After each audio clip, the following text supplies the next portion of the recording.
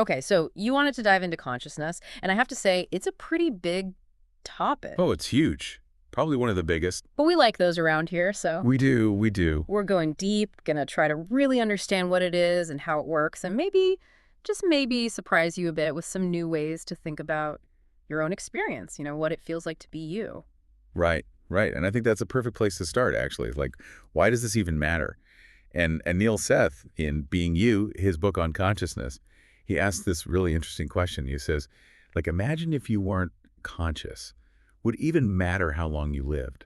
That's a good one. I mean, on one level, it's like, well, no, but then you think about it more and it's like, whoa, okay, maybe there's more to this than I thought. Absolutely. Yeah. And that's why this is so important. It's not just a thought experiment. It's connected to so many things.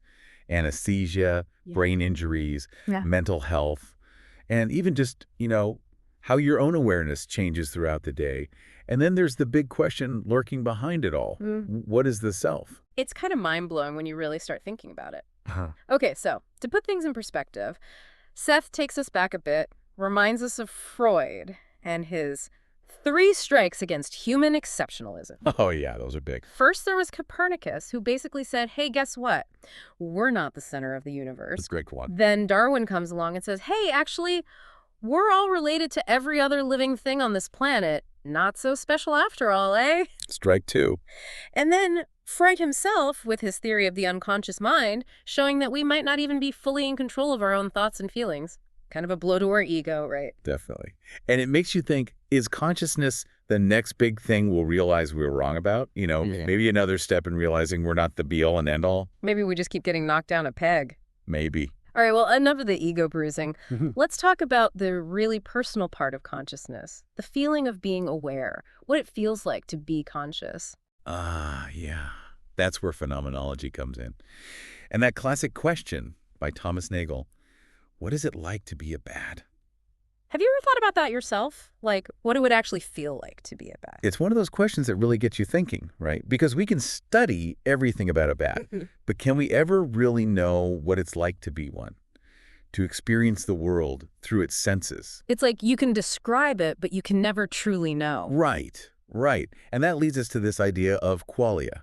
That redness of a red apple, the pang of jealousy, the feeling of a headache. Those are the raw feels of experience. They're subjective. They're kind of the building blocks of your conscious world. The what it's likeness that we were talking about. Yeah, and it's deeply personal. I can never truly know what it feels like to you to see red. Okay, so how do scientists even start to approach something like that? I mean, it's so personal, so internal.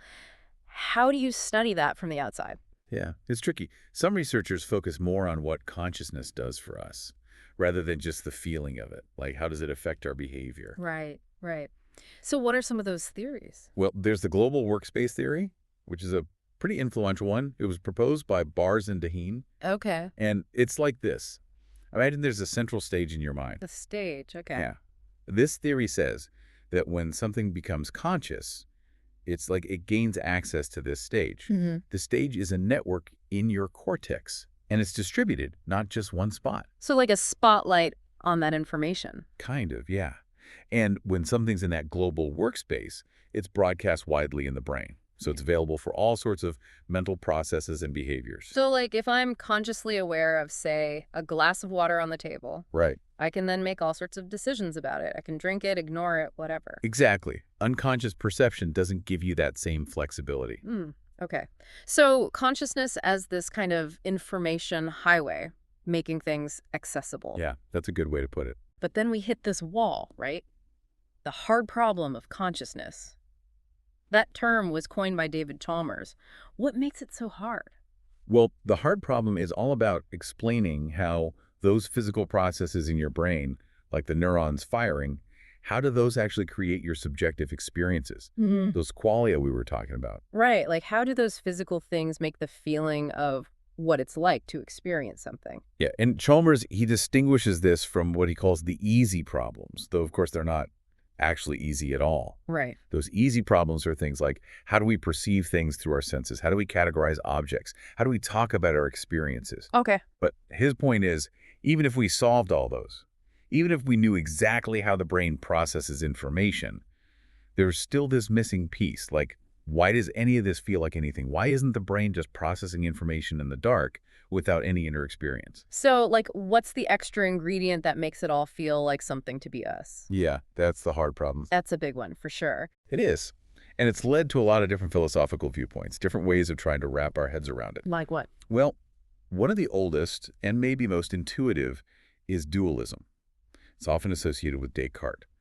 The idea is that your mind, your consciousness, is separate from your physical body. Two different substances. Okay. And Seth actually points out that even though it's not so popular scientifically these days, this naive dualism is still kind of how a lot of people think about it intuitively.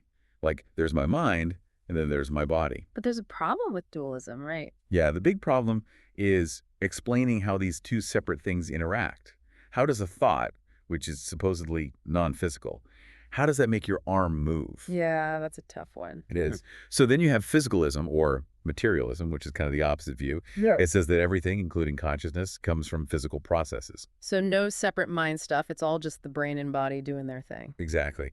And Seth mentions that those terms, physicalism and materialism, they're often used interchangeably now. Okay. Are there other views? Oh yeah, there are. There's Mysterianism, which Colin McGinn is known for. And it's kind of a, well, maybe a less optimistic view. Less optimistic. Yeah, basically it says that maybe we're just not smart enough to ever understand consciousness. Like, the human brain just isn't equipped to solve this particular mystery. Huh. So we're just stuck. Well, that's what Mysterianism suggests. Seth makes this funny comparison. He's like, imagine trying to explain quantum physics to your dog. Yeah, good luck with that. Right. Maybe consciousness is just something that's beyond our cognitive grasp. So we're like the dogs in that scenario. Maybe, yeah. Trying to understand something way over our heads. Maybe. Okay. Are there any other big ones? Yeah, there's illusionism, which takes a really radical stance. Radical. How? Well, some illusionists say that maybe our feeling of consciousness, all those qualia, it's actually a kind of trick our brains are playing on us. An introspective illusion. Whoa, wait. So you're saying that the feeling of having an inner world of experiencing things, that might not even be real? That's what some illusionists argue, yeah. Yeah. They say that maybe consciousness isn't what we think it is, or that it doesn't even really exist in the way we perceive it. That's a pretty wild idea. It is. It's like saying the feeling of experiencing the world might be a misinterpretation of what's really going on in the brain. So, like, what we think is consciousness is just a story our brains are telling themselves. Yeah, that's kind of the gist of it. Okay, so lots of different ways to think about it philosophically. Now, there's this famous thought experiment, right?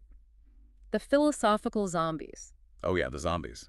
Imagine beings that are physically identical to us down to every last neuron, but they have no inner experience, no consciousness. Can you even imagine that? It's a strange one to think about, right? Seth says it's easy to sort of picture it at first.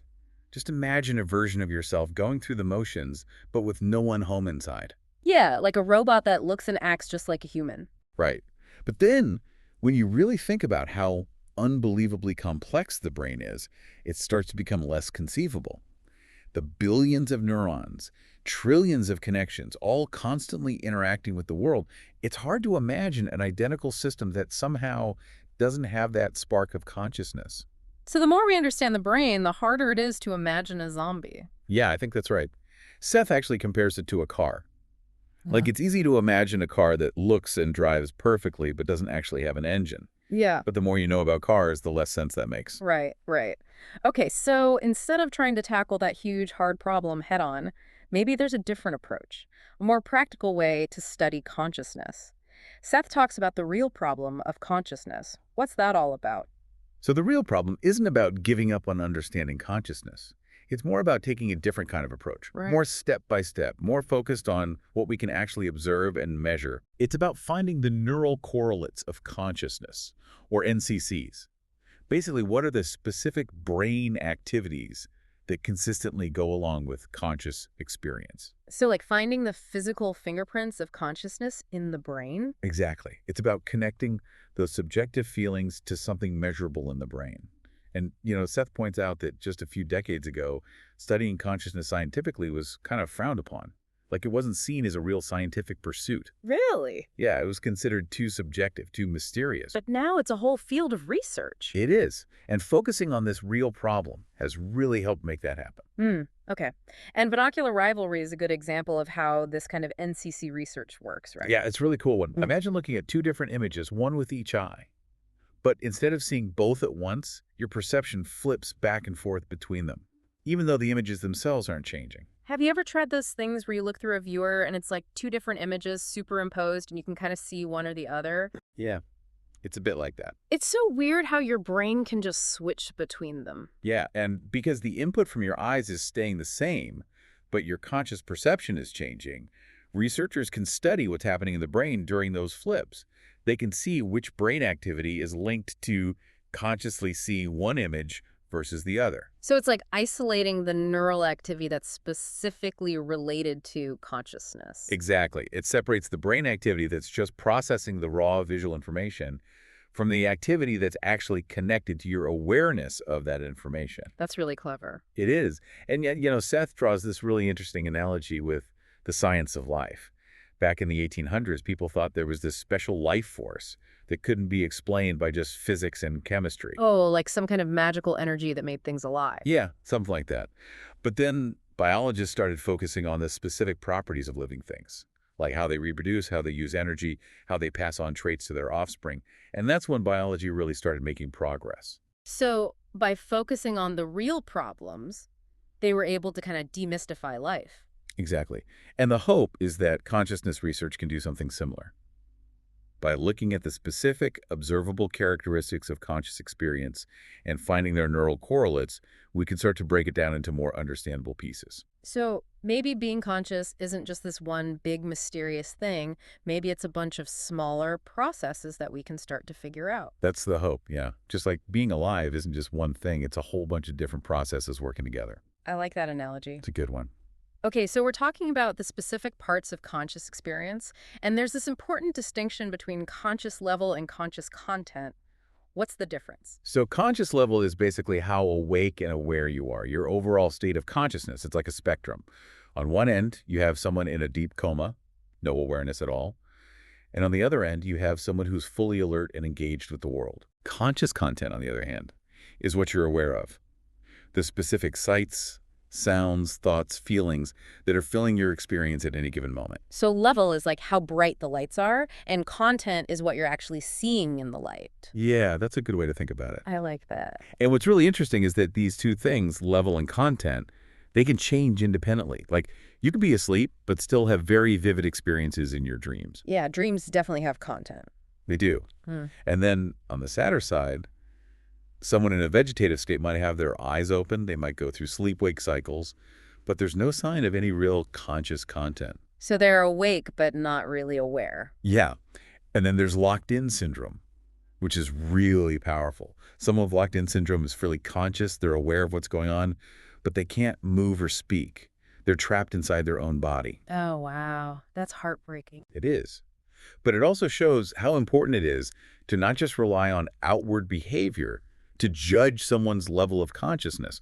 Like, remember Jean-Dominique Bauby, the guy who wrote The Diving Bell and the Butterfly? Yeah, he wrote that whole book just by blinking. He did. He had locked-in syndrome, but his mind was still sharp, still creative. And Seth mentions that brain scans have shown that the overall brain activity in some locked-in patients can be very similar to healthy people. So the brain can still be very active even when the body is unresponsive. Exactly. And it highlights how we might completely misjudge someone's inner world based on their outward behavior. Yeah, we might think someone's not there, but they're actually fully present inside. Right. Okay, speaking of measuring consciousness, Seth talks about how scientists are actually developing consciousness meters now, devices that try to objectively measure how conscious someone is. Have you come across any of those in your own work? Yes, actually, this is a really exciting area. And it's not about just telling if someone's awake or asleep. It's about trying to measure the underlying processes in the brain that give rise to consciousness. So not just a fancy sleep tracker. No, not at all. One really cool example is the Perturbational Complexity Index, or PCI. PCI, okay. Yeah. Uses TMS, which stands for transcranial magnetic stimulation. It's a way to deliver a little pulse of energy to a specific part of the brain. Okay. And then they measure the brain's response using EEG, which records the electrical activity. So zap the brain, see how it reacts. Kind of, yeah. Yeah. And the idea is that a conscious brain should respond in a complex way. Lots of different areas of the brain should light up, and they should interact in this intricate dance. Like a symphony. Yeah, exactly. Huh. And they've found that PCI can actually distinguish between different states of consciousness. Like it can tell the difference between someone in a deep sleep and someone who's awake. Wow, so that's actually working. It's showing some really promising results, especially for patients with brain injuries. That's incredible. It is. And, my own research group, we've been looking at something similar, but instead of using TMS, we're just looking at the spontaneous activity of the brain. Using EEG? Yeah. We analyzed the patterns in the electrical activity. Yeah. And we found that the complexity of those patterns goes down a lot in states of reduced consciousness, like sleep or anesthesia. So a less complex brain signal means less consciousness. It seems that way, yeah. But what's really cool is that in REM sleep, when people are dreaming, the complexity actually goes back up. It's almost like being awake. Huh. So maybe dreams are more like conscious states than we thought. Maybe, Yeah. yeah. It fits with what we're seeing with the PCI as well. Like, maybe these measures are really tapping into something fundamental about the level of consciousness. That's really fascinating. Okay, so we've talked about level and content, and now I want to bring up something that really plays with both of those. Psychedelics. Ah, yes, the psychedelic realm. They obviously have a huge impact on what we're conscious of, the content. But do you think they might also affect the level of consciousness itself? That's a great question. They definitely alter the content in a big way. Think about Albert Hoffman's famous bicycle day experience on LSD. Yeah, that's a pretty vivid example. It is. It shows just how profoundly psychedelics can change your perceptions, your thoughts, your feelings. And, beyond just the specific content, a lot of people who use psychedelics talk about this feeling of ego dissolution. Where the boundaries between yourself and the world kind of melt away. Exactly. And that seems to suggest a different kind of awareness, maybe even a different level of consciousness. And you've done some really interesting research on this using MEG, which is another way to measure brain activity. Right. MEG stands for magnetoencephalography. It's like a super sensitive way to detect the magnetic fields produced by the brain's electrical activity. Yeah, and we use it to study what happens in the brain when people are on psilocybin, LSD, or ketamine. And what did you find? Well, we found something really surprising. In all three of those psychedelics, the algorithmic complexity of the brain activity actually increased compared to when people just got a placebo. Wait, so more complex brain activity? Yeah, more complex. And that's really unexpected because most things that alter consciousness, they tend to make the brain activity less complex. Like sleep or anesthesia. Exactly. So it seems like even though the content of consciousness is very different on psychedelics, the level might actually be higher, at least according to these measures of complexity. That's really counterintuitive. It is. It opens up a lot of questions about what these measures are really telling us and how to think about different states of consciousness. It challenges our assumptions, that's for sure. Okay, let's talk about another theory of consciousness. Integrated Information Theory, or IIT. Oh, IIT. That's a big one. It was developed by Giulio Tononi and Gerald Edelman. And it seems like a pretty ambitious attempt to define what consciousness actually is. It's definitely ambitious. The core idea is that conscious experiences are both very informative and very integrated. Okay, informative and integrated. What does that mean? So informative means that each conscious experience rules out a lot of other possible experiences. Like when you see a red apple, that tells you it's not a green pear or a blue sky or a silent sound. Right, it's a very specific experience. Exactly. And integrated means that your experience feels unified, like it's all one seamless whole, not just a bunch of separate sensations happening at the same time. Okay, so like it all feels connected together. Yeah. And based on these two ideas, IIT proposes a mathematical measure called phi, or A. It's a way to quantify how much integrated information a system has. So more phi means more consciousness. That's the idea, yeah. And IIT goes even further. It says that phi isn't just correlated with consciousness, it's actually identical to it. A phi of 0 means no consciousness, and a high phi means a high level of consciousness. So they're saying consciousness just is integrated information. That's the core claim of IIT. Wow. So what does a system need to have a high phi? What makes something conscious, according to IIT? So first, the system's overall state needs to be very informative, meaning it has to rule out a lot of other possible states. Like if all the neurons in your brain could only be on or off, that wouldn't be very informative. But because they can be in all these different states and they interact in complex ways, that creates a lot of information. Okay. And second, there needs to be more information in the whole system than in just the parts added together. This is the integration part. It's like the whole is greater than the sum of its parts. So it's not just about the individual neurons, it's about how they're connected and working together. Exactly. And the way they're connected is really important. Like IIT says that the cerebellum, which is this part of the brain at the back, it actually doesn't contribute much to consciousness, even though it has tons of neurons. Why not? Because the neurons in the cerebellum are thought to be organized in a more modular way. They're not as interconnected as the neurons in the cortex. So it's not just about having lots of neurons, it's about how they're wired together. Yeah, that's a key point in IIT. And IIT has some interesting implications, right? Like, what about someone who's had split brain surgery? Oh, that's a really cool example. In split brain surgery, the connection between the two halves of the brain is cut. So IIT says that because the two hemispheres can't really share information anymore, they might actually become two separate conscious entities. Whoa, so like two minds in one head. That's what IIT suggests, yeah. And it also explains why you and I, even though we're talking and interacting, why we don't just merge into one big consciousness. Because our brains are still separate systems. Right. IIT is a really fascinating theory. It is. But, Seth also points out that there's a big practical challenge. What's that? Well, the main claim of IIT, that phi is consciousness, that's really hard to actually test experimentally, especially in something as complex as the human brain. So, like, we can't really measure phi directly? Not yet, at least. Yeah. And figuring out exactly how to define the parts of the system and their interactions and all that, it's really tricky in practice. Yeah, I can imagine. So IIT gives us this really interesting framework for thinking about consciousness, but actually proving it is a whole other challenge. Okay, well, let's shift gears a bit. We've talked about some of the big theories, and now I want to talk about how we actually experience the world.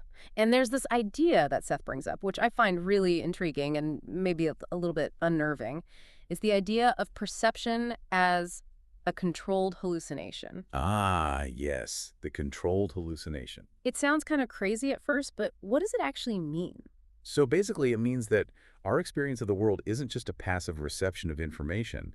It's more like our brain is actively constructing a model of the world based on the sensory information it's getting, but also based on our past experiences, our expectations, our beliefs. So it's not just the world coming in, it's our brain meeting the world halfway. Yeah, and Seth uses this great phrase. He calls it an inside-out neuronal fantasy. That's a good one. It's like our brain is constantly generating a simulation of the world, and then it's using the sensory information to refine that simulation. So what we experience as reality is actually this ongoing brain-based construction. That's the idea. And it's not that we're completely disconnected from reality. It's more like we never experience the raw data directly. We always experience our brain's interpretation of it. That makes sense. So it's not just a bottom-up process where information flows from the senses up to the brain and gets assembled into a perception. Right. There's definitely bottom-up processing, but the controlled hallucination view emphasizes the importance of top-down processing as well. Top-down meaning? Top-down means that the brain is actively generating predictions about what it expects to perceive. And those predictions are based on all sorts of things, like our past experiences, our knowledge about the world, even our current goals and motivations. So it's like our brain is constantly making educated guesses about what's out there. Yeah, exactly. And then it uses the incoming sensory information to check those guesses, to refine them, to update them. Plato actually had this idea way back in the day, his allegory of the cave. Vaguely. Remind me. So it's this story about prisoners who are chained up in a cave, and all they can see are shadows on the wall. They think the shadows are reality, but they're just projections of real objects. Oh, right. So like we're the prisoners, and our perceptions are the shadows. Yeah, it's an early example of this idea that our experience might be a kind of interpretation of reality, rather than reality itself. That's pretty wild for something from so long ago. It is. And more recently, there are these theories of predictive coding and predictive processing that have really developed this idea in a more scientific way. So they're saying that the brain is basically a prediction machine. Yeah, that's a good way to put it. It's constantly trying to predict what's going to happen next, and then it compares those predictions to the actual sensory input. And any mismatch between the prediction and the reality, that creates a prediction error. Okay. And the brain uses those prediction errors to update its model of the world. So it's constantly learning and refining its predictions. Exactly. And what we consciously perceive is basically the brain's best guess after it's minimized those prediction errors as much as possible. So it's like perception is this constant dance between prediction and error correction. Yeah, and that's a good way to think about it. And visual illusions really highlight this, right? Like they show how our brain's predictions can actually override the raw sensory information. Oh yeah, visual illusions are great for that. Like the Adelson's checkerboard illusion. Have you ever seen that one? Remind me. It's a checkerboard with some squares in shadow. And even though two squares are actually the same shade of gray, they look completely different because of the way our brain interprets the lighting. Oh, right, right. Like even when you know they're the same shade, you still can't see it that way. Exactly. Your brain's prediction about the lighting is so strong that it overrides the actual visual information. That's crazy. And you're saying this kind of top-down influence, it's not just for illusions, it's happening all the time. All the time. It's shaping our perception of everything. So we're never really seeing the world as it is objectively. We're always seeing our brain's version of it. That's the implication, yeah. Even something as basic as color, which we think of as just a property of the object, it actually depends on our brain's interpretation of the light waves. So like the color blue wouldn't exist without someone to see it. Well, the light waves would exist, but the experience of blue, that's created by the brain.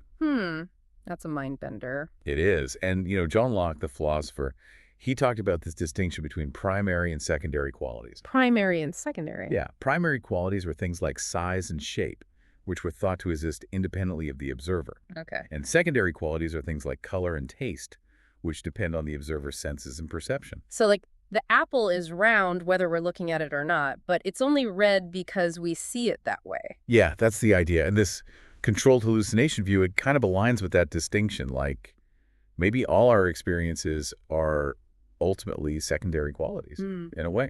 Because they're all shaped by our brain's interpretation. Exactly. Okay, so we're talking about the brain making these best guesses all the time using Bayesian inference. How does that actually work in the moment-to-moment process of perception? So imagine your brain is constantly generating predictions about the sensory signals that it's going to receive in the next instant. It's like, okay, if I move my hand like this, I expect to feel this and see this and hear this. Okay. And then those signals actually come in from the senses. And the brain compares those incoming signals to its predictions. Like a little check. Yeah. And if there's a mismatch, that creates a prediction error. And what happens then? Well, that prediction error gets sent back up the system, and it's used to update the brain's predictions for the next moment. So it's like a feedback loop. Exactly. The brain is constantly predicting, comparing, correcting, predicting again. And what we consciously perceive is the content of those predictions once the errors have been minimized. So we're basically experiencing our brain's best guess about the world, constantly updated in real time. Yeah, that's a good way to put it. And this explains things like inattentional blindness, right? Like when you're so focused on one thing that you miss something else that's happening right in front of you. Exactly. Because the brain has limited resources, it has to prioritize. And it does that by giving more weight to the predictions that it thinks are most important at that moment. So if you're really focused on finding your keys and you have this strong prediction about what they look like, your brain might filter out other information that doesn't match that prediction. And you walk right past them, even though they're right there. Which I do all the time. It happens to the best of us. It shows how powerfully those internal expectations can shape what we're aware of. Okay, so this is all about perception.